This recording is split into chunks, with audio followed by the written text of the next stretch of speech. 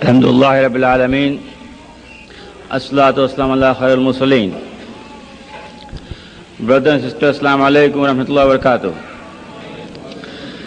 It is a great pleasure and an honor for me to introduce to you an eminent scientist and a scholar of Qur'an.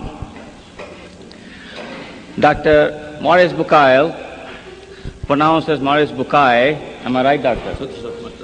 Doesn't matter. Okay. Is a native of France. He is a medical doctor and his specialty is surgery. Sometime along his career, he became interested in the study of Qur'an, and he studied Qur'an in French translation. And later, he also read Qur'an in English translation, and he was pointed out the inadequacy of the translations.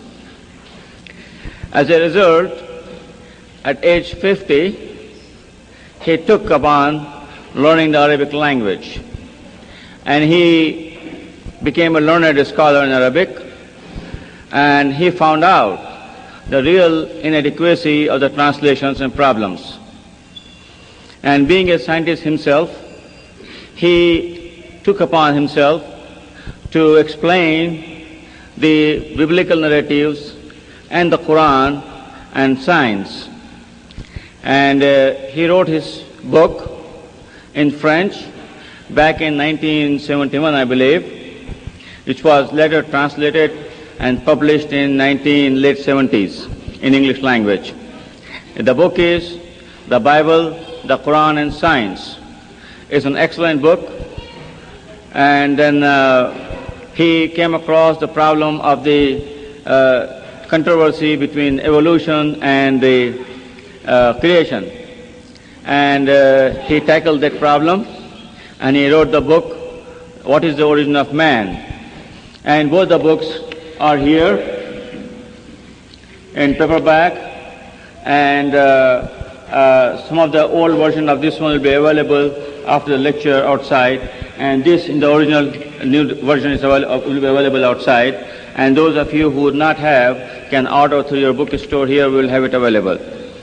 Now, he is writing a third book which is complete and ready for publication. It's The Medicine and the Mummies of Pharaohs. And there you know, the Musa alayhi salam was born at one pharaoh, and when he crossed the Red Sea, there was another pharaoh who was drowned. And he has done extensive research, and he came up with conclusions that there are two different pharaohs, not the same one. I will not take any more time, and you will know him through his lectures, Dr. Maurice Bucaille. Mr. Chairman, I want to thank you very much for your kind introduction. It is my pleasure to be among you this evening. Ladies and gentlemen, Assalamu alaikum. There is no human work prior to modern times that contains statements which were equally in advance of the state of knowledge at the time they appeared, and which might be compared to the Qur'an. There is perhaps no better illustrations of the close links between Islam and science than the Prophet's hadith. اطلب العلم ولو في الصين. Seek after science even in China, which is a veritable invitation to man to enrich his knowledge. More significant, if it is possible, is the famous hadith, Midadul Ulama Afdalu min Dami Shuhada. The scholar's ink is more precious than the martyr's blood. It comes as no surprise, therefore, to learn that religion and science have always been considered to be twin sisters by Islam, and that today, at a time when science has taken such great strides, they still continue to be associated. And furthermore, certain scientific data are used for the better understanding of the Quranic text. What is more, in a century where, for many, scientific truth has dealt a death blow to religious belief, it is precisely the discoveries of science that, in an objective examination of the Islamic revelation, have highlighted the supernatural character of certain aspects of the revelation. When all is said and done, generally speaking, scientific knowledge would seem, in spite of what people may say, to be highly conducive to reflection on the existence of God.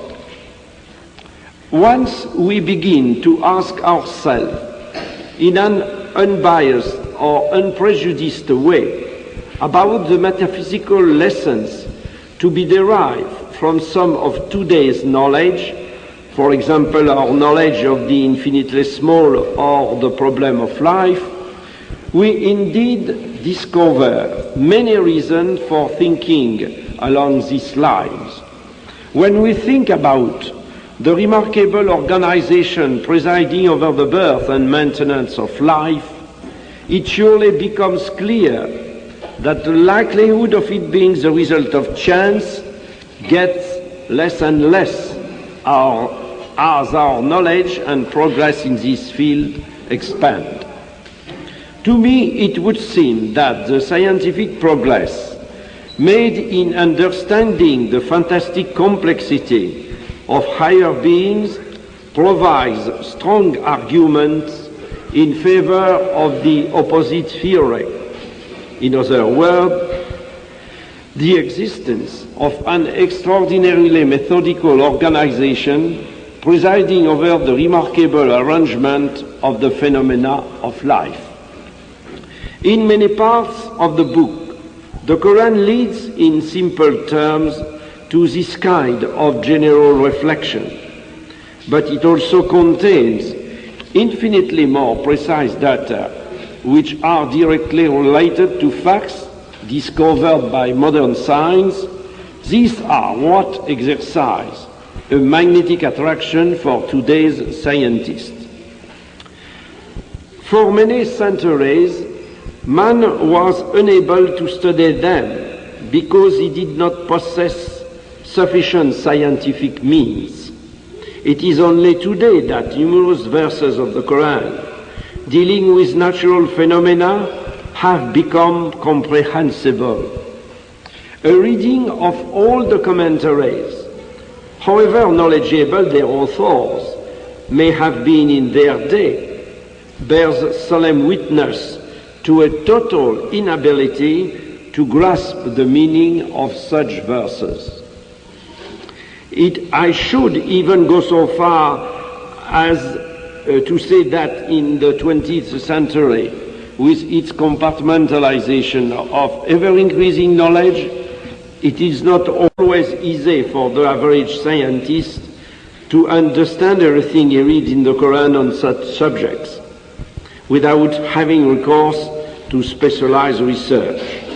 This means that to understand all such verses of the Quran, one is today required to have an absolutely encyclopedic knowledge, by which I mean one which embraces very many disciplines. The Quran is a religious book which has no scientific purpose. Whenever man is invited to reflect upon the works of creation and numerous natural phenomena, the obvious intention is to stress divine omnipotence.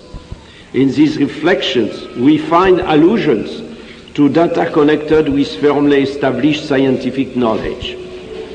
These findings clearly appeared only in modern times. When one compares religious teachings with material data, one must carefully take account of the meaning of the words of the Quranic text. This is a suggestive example in a verse of the Suratul Araf about the creation. إن ربكم الله الذي خلق السماوات والأرض في ستة أيام. The common translation is, your Lord is God who created the heavens and the earth in 6 days. Nevertheless, we know that the Arabic word ayyam, the usual translation of which is days, appears in the Quran with the meaning of very long periods of time. Examples are given in my book, The Bible, the Quran and Science. No equivalence exists with the precise meaning of the word in the Bible, where the days of the week are considered, the seventh one being the Sabbath, when God is described in the Bible as having rested. The Quran does not mention it at all. The major notion to be derived from the Quran concerning the creation is a concomitance in the celestial and terrestrial evolutions, with the fundamental data about the existence of an initial unique gaseous mass whose elements, although at first fused together, subsequently became separated. These notions are expressed in the Surah Fussilah. ثُمَّ استوى إلى السماء وهي دخان. Then God turned to the heaven when it was a smoke, and in the Surah Al-Anbiya, أولم يرى الذين كفروا أن السماوات والأرض كانتا رتقا ففتقناهما. Do not the unbelievers see that the heavens and earth were joined together, then we clothed them asunder. The separation process resulted in the formation of multiple words, a notion which crops up a dozen times in the Quran when it has formed the second verse in the Surah Al-Fatiha, Alhamdulillahi Rabbil Alameen. Praise be to God, the Lord of the world. All this is in perfect agreement with modern ideas on the existence of a primary nebula and the process of secondary separation of the elements that had formed the initial unique mass. This separation resulted in the formation of galaxies, and then, when these divided, of stars from which the planets were to be born. All that is in perfect agreement with modern notions concerning the history of the universe. Moreover, reference is made in the Quran to an intermediary creation between the heavens and the earth, as in Surah Al-Furqan, وَلَقَدْ خَلَقْنَا السَّمَاوَاتِ وَالْأَرْضَ وَمَا بَيْنَهُمَا. We have created the heaven, the earth, and what is between them. This intermediary creation corresponds to the modern discoveries of bridges of matter which have been demonstrated as present outside organized astronomical systems. Or can we imagine that a man, much more than 1,000 years ago, could have been the author of such reflections which proceed from a general concept of the universe when this concept was not formed until centuries after his death? In the Quran we find notions about the nature and the movement of celestial formations. For example, the sun and the moon, which were previously defined in the Bible as luminaries, are distinguished in the Quran by the use of different epithets. Light, nur for the moon, torch, siraj for the sun. Presently we know that the first is an inert body which reflects light. The second is a celestial formation in a state of permanent combustion and a source of light and heat. The word star najm in the Qur'an, is accompanied by another qualifying it which indicates that it burns and consumes itself as it pierces through the shadows of the night. It is the word thaqib.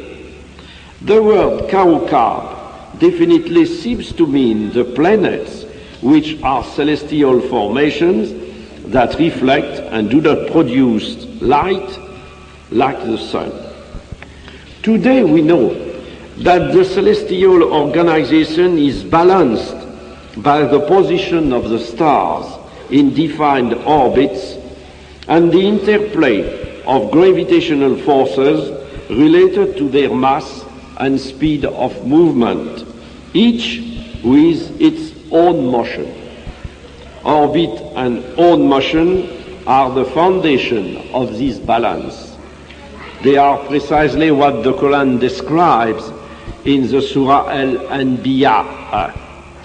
وَهُوَ الَّذِي خَلَقَ اللَّيْلَ وَالنَّهَارَ وَالشَّمْسَ وَالْقَمَرَ كُلٌّ فِي فَلَكٍ يَسْبَحُونَ. God is the one who created the night, the day, the sun and the moon. Each one is traveling in an orbit with its own motion. This movement is expressed by the verb sabaha, yasbahun in the text. The primitive meaning of the word, I said, the primitive meaning of the word, carrying the idea of a motion which comes from any moving body, be it the movement of one leg as one runs or the action of swimming in water.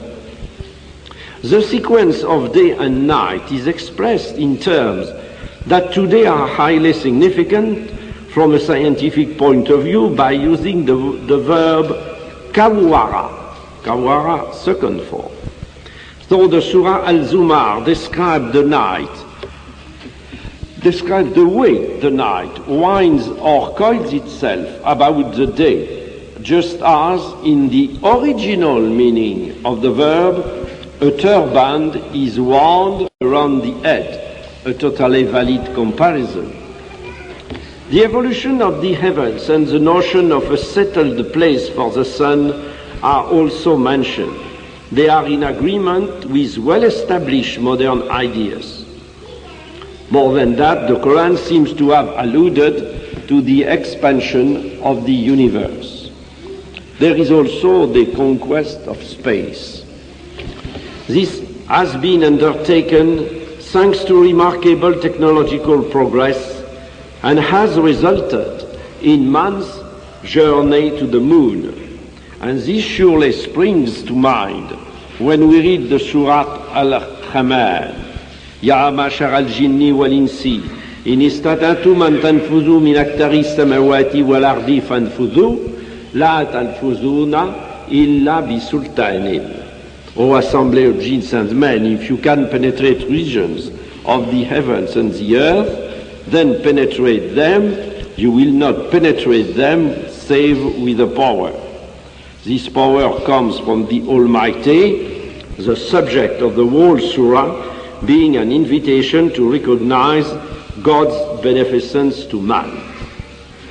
Let us now return to the earth, and among many statements, let us quote verses concerning the mountains. Modern geology has taught us the phenomenon of folding which formed the mountain ranges. The stability of mountains is linked to this phenomenon, since the folds were to provide foundation for the reliefs that constituted the mountains.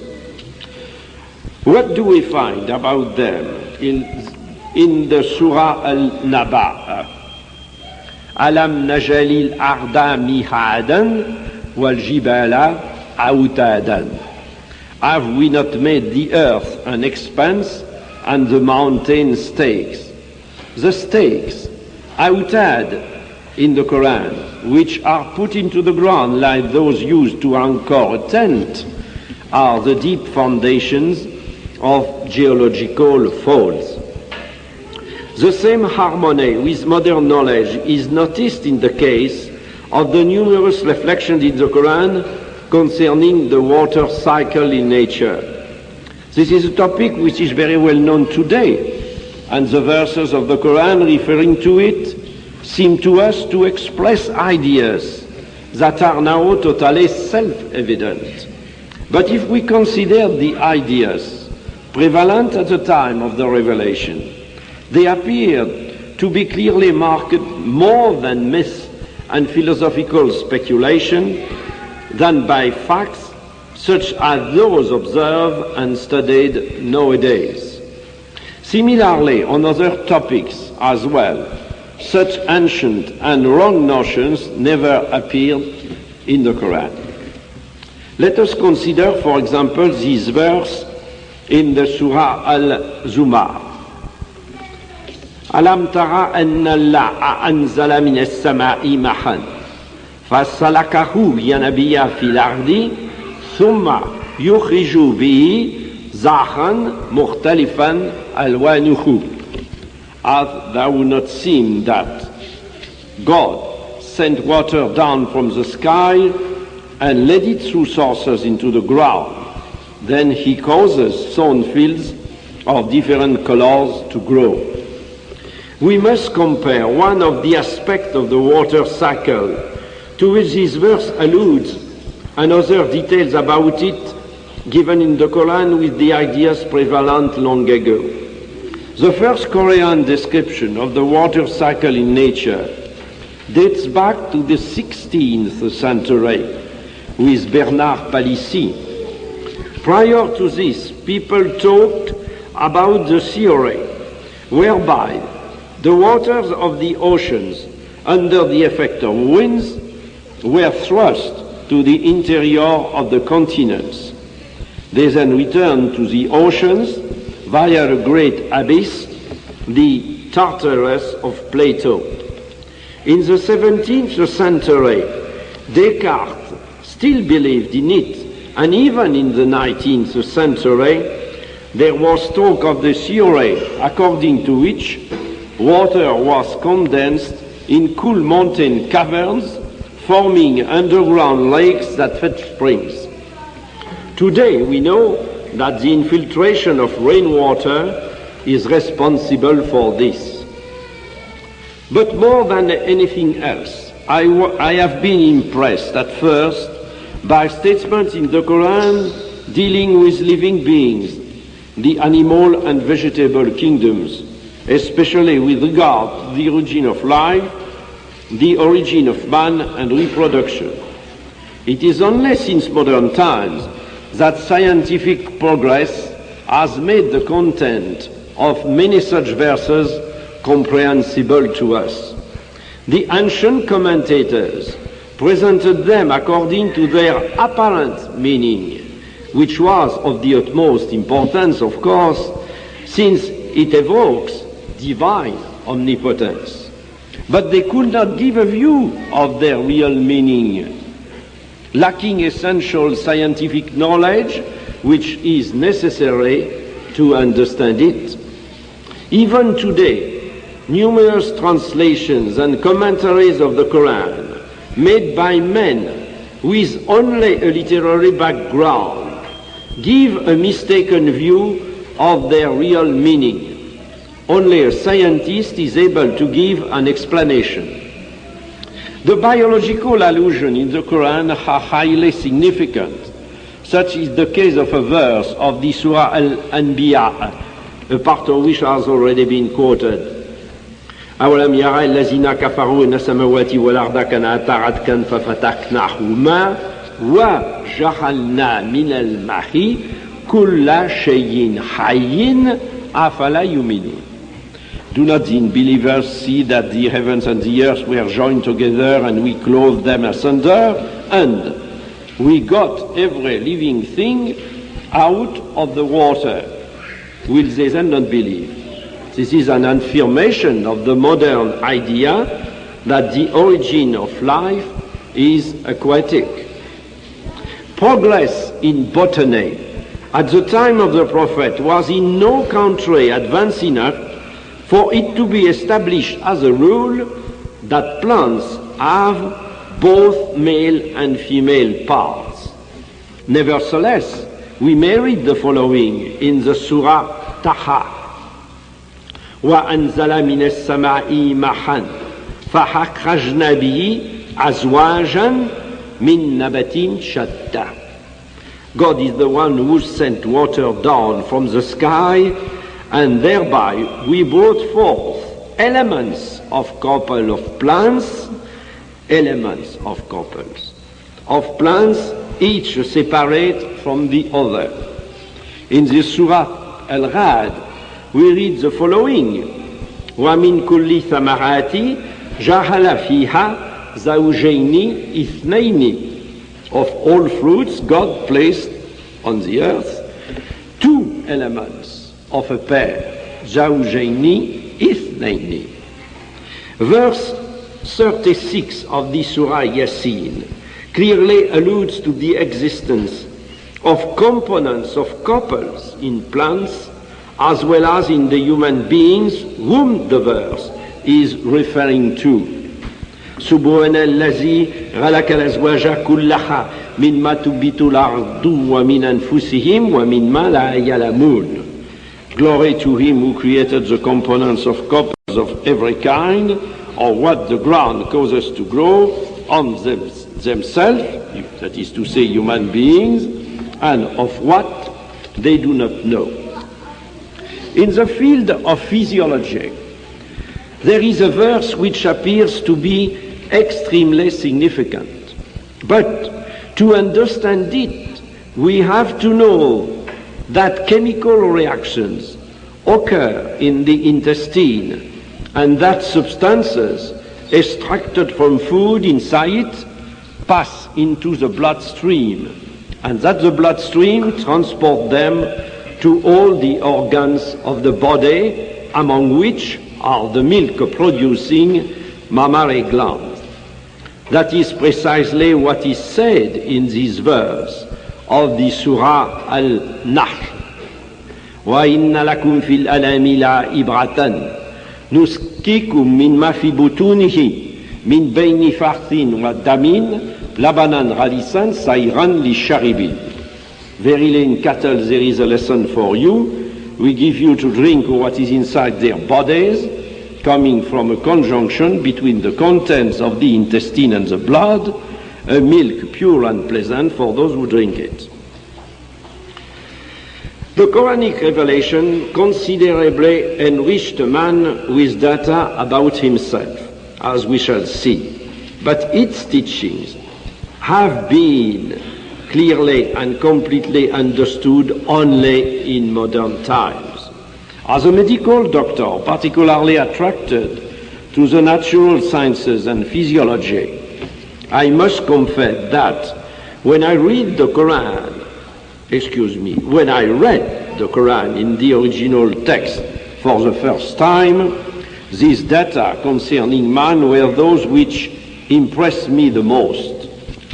This is the reason why, as soon as I finished my first study, the Bible, the Quran, and science, I seized a favorable opportunity to deliver a lecture before the French Academy of Medicine with a special reference to human reproduction in the Quran.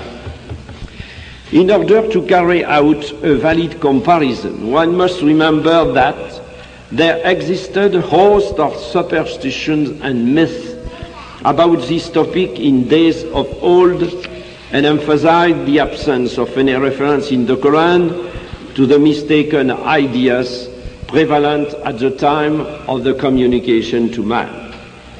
Let us mention that several verses evoke the complexity of the male fertilizing liquid and the fact that an infinitely small quantity of this liquid, expressed by nutfa in the Quran, is required to ensure fertilization. This is also expressed by quintessence, if I may so translate the Arabic word sulala.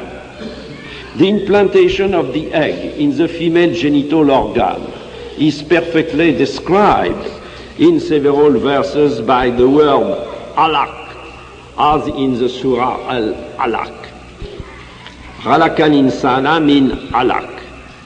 But my translation is the following one. God fashioned the man from something which clings. I do not think that there is any accurate translation of the word alaq other than to use once more, its primitive meaning. To speak here of an adherence or a blood clot is a mistake. They are both derivative meanings quite out of place in this context.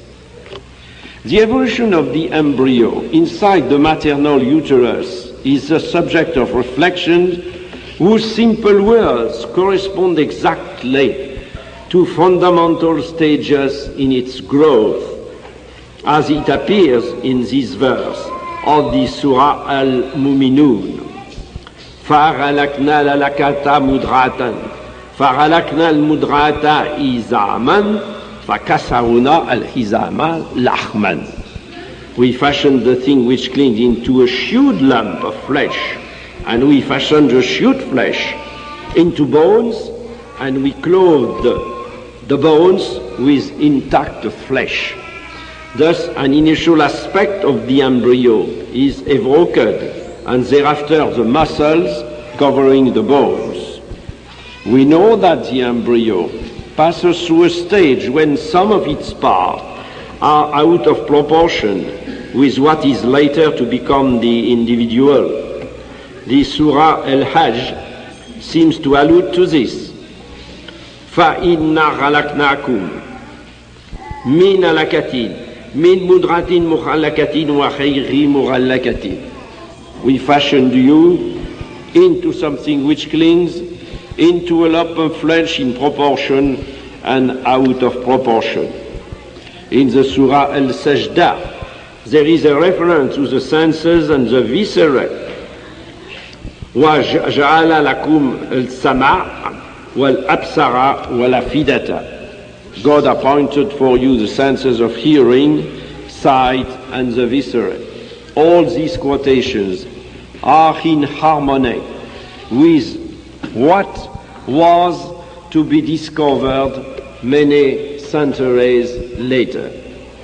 In view of the state of knowledge in Prophet Muhammad's day, it is inconceivable that many of the statements in the Qur'an which are connected with science could have been the work of a man.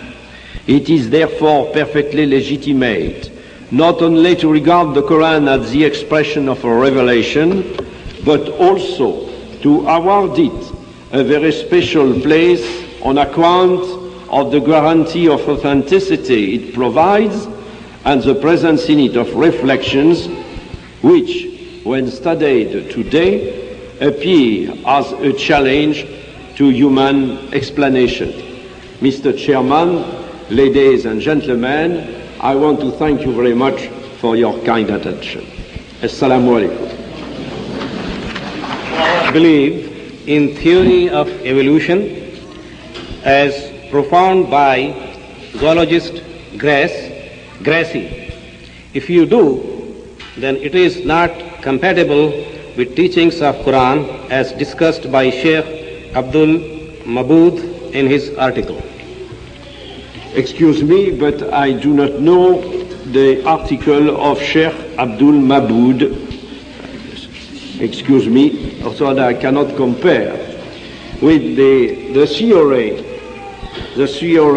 which is not the theory of Professor Grasset himself alone, not at all, which is described in this book, What is the Origin of Man? I have written a small chapter about the creative evolution, is what is now absolutely sure, since now we know that the genome are responsible for the transformation of the functions of the cells, consequently to transformation of tissues, and consequently transformation of the entire living being. There is no doubt about that. And recently I had the pleasure to read a book which was written by a famous Iranian theologian. Unfortunately, I cannot remember the name. Ayatollah, excuse me. This is a book which is translated, and published in the United States at Berkeley. And this theologian, without knowing the least thing concerning science, by the examination of the Quranic text only, was able to come to the same theory of creative evolution. That is to say, the notion of a permanent creation for the living being through transformations of the genies, and to obtain a certain evolution. But now the evolution is not absolutely, it's very well known, the evolution in the animal species, in the animal kingdom, is not absolutely continuous in the course of the time. Some species, after a certain evolution, came to a halt. This is very well known, with the two examples which are famous. It is one of the famous fish, the coelacanth, and the something which is more common. It is the cockroach. The cockroach are the same one since 200 or 300 millions of years. Evolution is not continuous in the animal kingdom. As to man, it is another thing. It is transformations of the created human species. I have explained that in detail in my book, What is the Origin of Man? And unfortunately, I think I have not the time in 15 or 20 minutes to give you all the necessary explanation.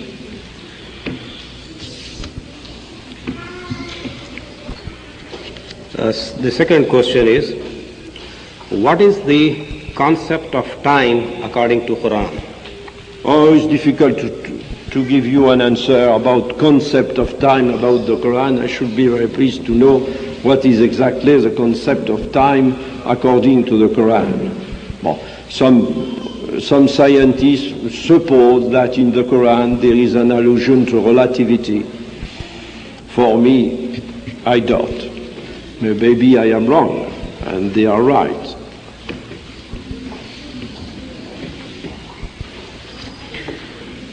Could you please point out a few of the glaring inadequacies of the translation of the Quran that you came across?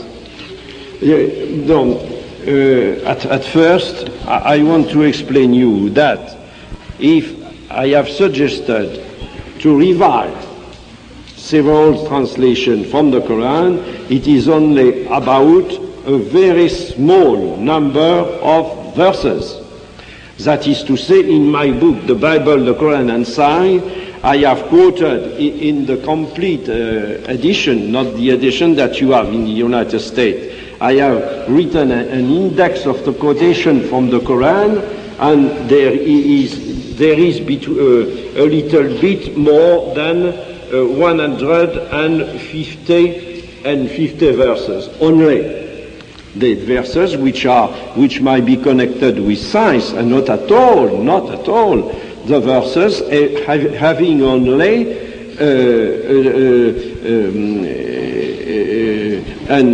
an aim of religious teaching, not at all. So that it is a very small number of verses concerning science, but they are of the utmost importance. And I want to give you an example. I see before me a translation which I know perfectly well by Marmaduke Pickthall. Since a long time, I used, for my studies of the Quran, translation in French and also translation in English. I used Yusuf Ali, which is a wonderful translation. I used in English also Marmaduke Pixel. But I think that like you, I imagine you all think that it is an excellent translation. But concerning a small number of verses, I cannot accept the translation of Marmaduke Pixel. For example, when I said for the word Sabaha, Yazbahun, Kulun fi falakini Yazbahun. Bon, what is the translation of Marmaduke Pixel? I have controlled it before this lecture. Marmaduke Pixel, they float, because a derivative meaning of Sabaha is to swim in water. And they say float for the celestial formation. Maybe this is poetic, but it is not the expression of the primitive meaning of the word, which is to move with one's own motion.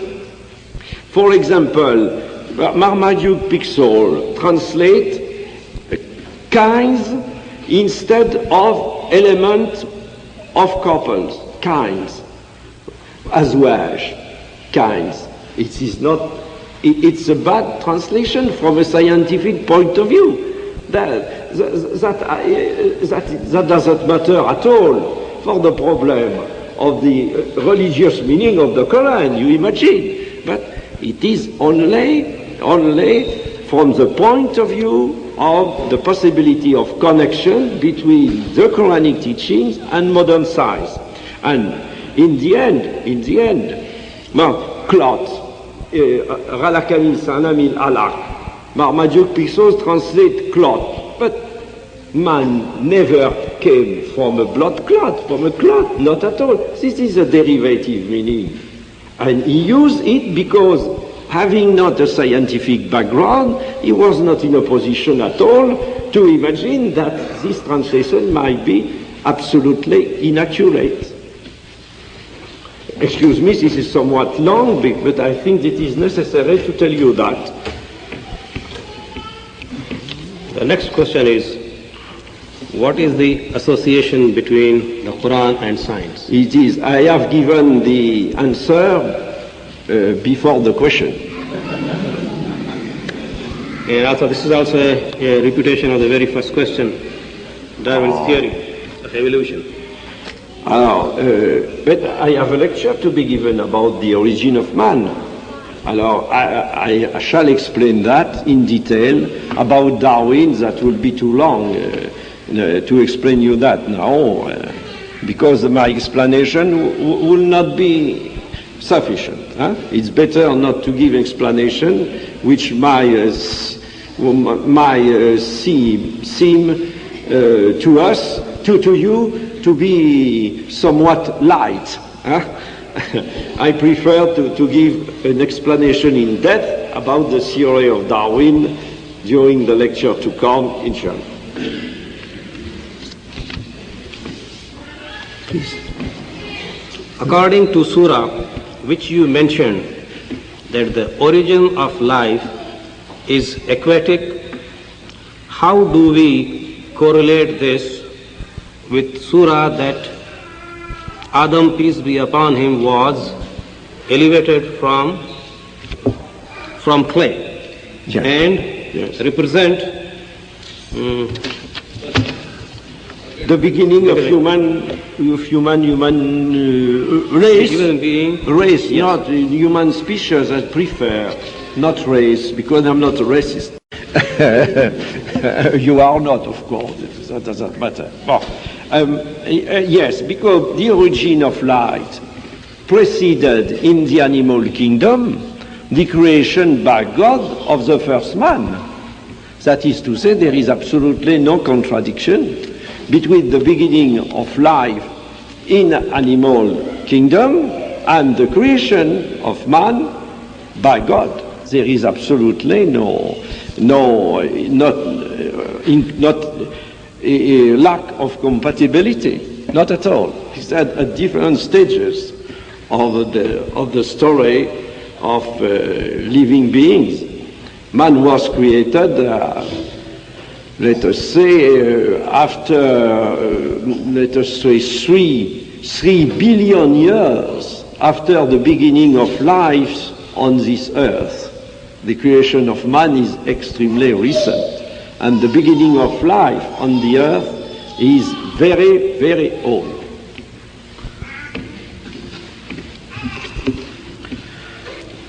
Today, unfortunately, those who are the leaders in science are ignorant, indifferent, and even inimical towards the Qur'an. Those who believe in the Qur'an are mostly ignorant of science. How, in your opinion, this big gap should be filled up in the interest of humanity and the interest of the Qur'an? Certainly, this is an excellent question and this is an excellent reflection. Unfortunately, those who are the leaders in science are ignorant or indifferent, and those who believe in the Quran are mostly ignorant of science. I think it is too much. It is too much, because you have very famous Muslim scientists.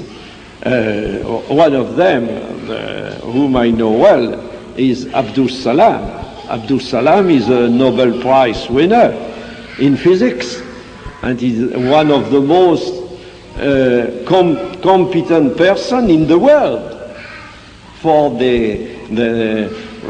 to describe, in order to describe the constitution of the matter in its depth. Alors, so that you are, I think that you are too much severe about the Muslim scientists. But I want to tell you that now in Europe, I know several scientists who with the discovery of molecular biology, the progress of molecular biology, and the progress of genetics, are now seriously embarrassed when one is evoking before them the problem of the existence of God. And I know that several ones in France particularly, which are now changing their ideas, and they said that science is able to lead scientists to ponder over the existence of God, or to believe in the existence of God. There is a progress now with the most recent discovery in the functions of the cell, because I think that is the most important discovery in this century. You make the choice, because I see you have a lot of papers, and make your choice. What is the scientific explanation of barzakh, which is barzakh, which is mentioned in the Quran? Barzakh, I think this is right after that. No, excuse me, it will be necessary for me not only to speak about a word, but to know exactly the verse, and to know the place of the verse in the Quran, and to know what is before and what is after. It is very important to have an idea of the meaning of a word. Excuse me, I am not a sheikh. It was very political answer, bro. It is a little away from the subject. No, she's not. Can you comment on the existence of extraterrestrial life in the light of the Quran? I have not to comment, because this is something to be discovered by human beings that is not yet discovered. I think it is mentioned in the Quran. Maybe I am wrong, but I think the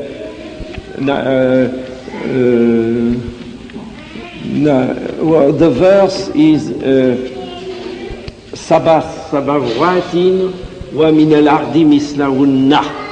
الله الذي جعل سبع سماوات ومن الأرض مثلهن. Isn't it that? Maybe. It's okay? Thank you. But I mentioned that, and I said in my text that there is something to be discovered in the future, but the Quran said that as far as I know. I hope that I am right. What is the exact meaning of الرجال من الناس قوامون? What? Rijalu? الرجال من الناس قوامون. It is difficult once more to give you a precise comment about the word, but I cannot, I must have a look at the Quranic text in a complete verse and not at all I cannot give you a comment about a word or two or three words in the Quran if I do know perfectly well the Quranic text for this passage. Excuse me. We will see later on. Yeah.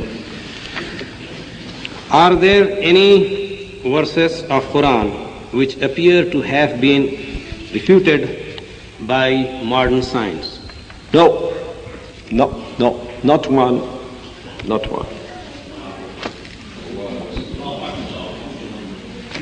I made an inquiry in depth, be sure. Does the Quran mention Eve? Is it a Christian and non-Muslim belief? About Eve. Eve, but if you want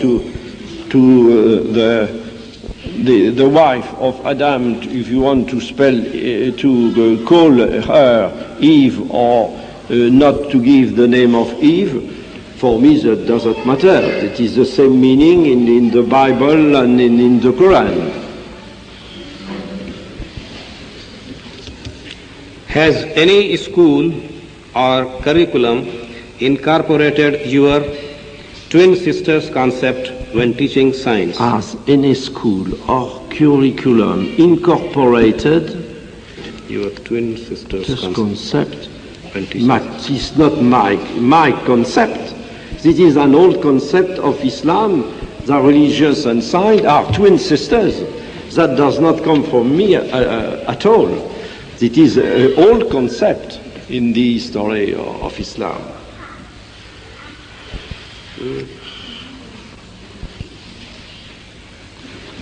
Okay. Could science prove the clearance of moon? No. Cleavage of moon. شق القمر. Cleavage of moon. Cleavage of moon. As described in the Quran. Of moon, this is an event to come when God took the decision to order it. Please comment an advantage of the lunar calendar over solar, if any. I am not able to make such comments about the lunar calendar over solar. Not at all. Not at all. I think in the desert, it's very practical for men to have the moon as the base of a calendar. Imagine that. And maybe in our country, it's no doubt the solar calendar is very useful, of course. But they are correspondent between the both ones, which are very well known by the astronomists, specialists in astronomy. Which line in the Holy Quran appeal to you the most? Not line, but many lines, particularly that is where man, living beings, man and human reproduction were concerned. I have said that in the lecture. Please elaborate. Your interpretation of creation of universe. From Quranic revelation, I do not understand it during your lecture. But I suppose you will have a copy of the lecture maybe you have a video cassette, you might make a text of it, isn't it? Huh? And you might have the text. I could not repeat during more than 10 minutes what I have said at the beginning when you were not attending at this time. Excuse me, but I am here for everybody one. Huh? Yeah. I think in this question the ayah from Surah Tariq was referred to. خُلِقَ مِن مَاءٍ دَافِقٍ يُخْرُجُ مِن بَيْنِ الصُّلْبِ وَالتَّرَائِبِ. This verse has been translated as he is created from gushing fluid that issued between loins and the ribs. It's very complicated. Can you please elaborate it, whether he refers to the male ducts? Yes, okay. It's an excellent question. But excuse me, it is too long to give you all the detail which will be necessary for you to understand in depth this verse. And I want to tell you that the problem of the translation and comment of these verses is given to in three pages and a half in this edition of my book. That will be too long to explain you what is يخرج من بين صلب والترائب, the precise meaning of sulb, precise meaning of taraib. You must read what I have written about that, because it is somewhat complicated. I cannot give you all the necessary explanation for you to understand it. It's too much important. Too much important details are necessary to understand this precise meaning. But it's explained in my book. Thank you very much. Thank you. All right, this was the last question. I request Brother Amir Ali to inform here what are his future lectures in Chicago.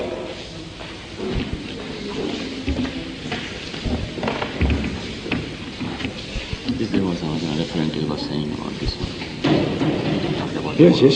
الله الذي خلق السبع سماوات ومن الأرض مثلهن precisely what. Thank you very much. Despite the fact that I am not a sheikh. Yes. Excuse me. You correctly put it that. Thank you very much. Very kind Thank of you. you. Thank you very much, Dr. Bucaille. His next lecture is going to be at University of Illinois, Chicago Circle Campus, Lecture Center A1. Lecture Center A1. The announcement they made initially, they said 250 BSB, it has been changed to Lecture Center A1. The Chicago Circle Campus is the one which is located near the Loop, on Harrison and Morgan, Harrison and Halstead. It's going to be 3:30 on Tuesday, and the topic is the narratives of scriptures and the modern knowledge. On same day, Tuesday evening, he is going to be giving a lecture on the origin of man, which is the topic of this book, and many of the questions related to the origin of man has appeared. Anyone who wants to know about the origin of man and what Dr. Maurice Bucaille has to say about it from his studies of sciences and Qur'an, please come to the Muslim Community Center, Chicago, and more importantly, bring in as many as non-Muslims, Americans as possible. We have advertised in the newspapers, and it's extremely important.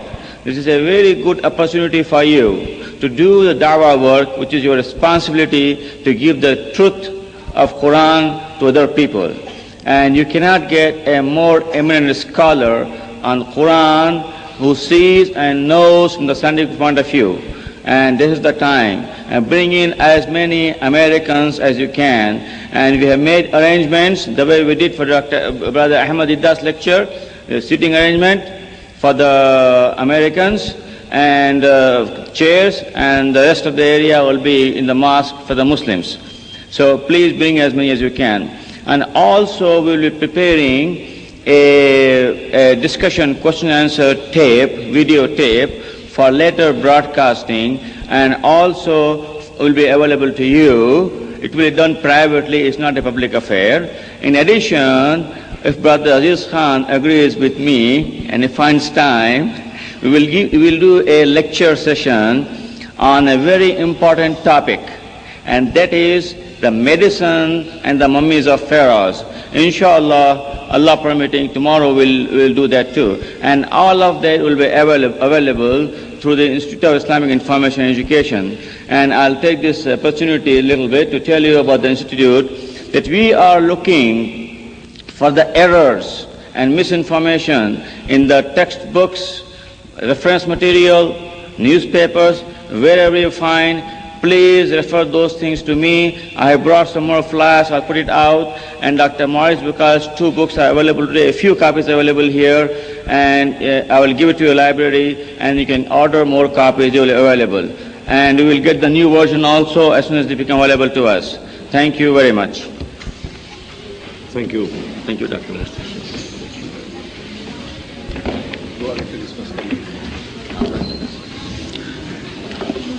Thank you very much, Brother Maurice Bucaille, and thank you, brothers and sisters, that you, in spite of your busy schedule, all of you made an effort to come down here, though you were here in Foundation this morning.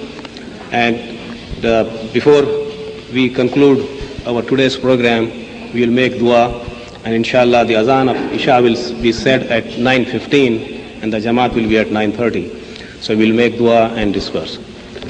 أعوذ بالله من الشيطان الرجيم بسم الله الرحمن الرحيم اللهم صل على محمد وعلى آل محمد كما صليت على إبراهيم وعلى آل إبراهيم إنك حميد مجيد اللهم بارك على محمد وعلى آل محمد كما باركت على إبراهيم وعلى آل إبراهيم إنك حميد مجيد ربنا آتنا في الدنيا حسنة وفي الآخرة حسنة وقنا عذاب النار سبحان ربك رب العزة عما يصفون وسلام على المرسلين والحمد لله رب العالمين.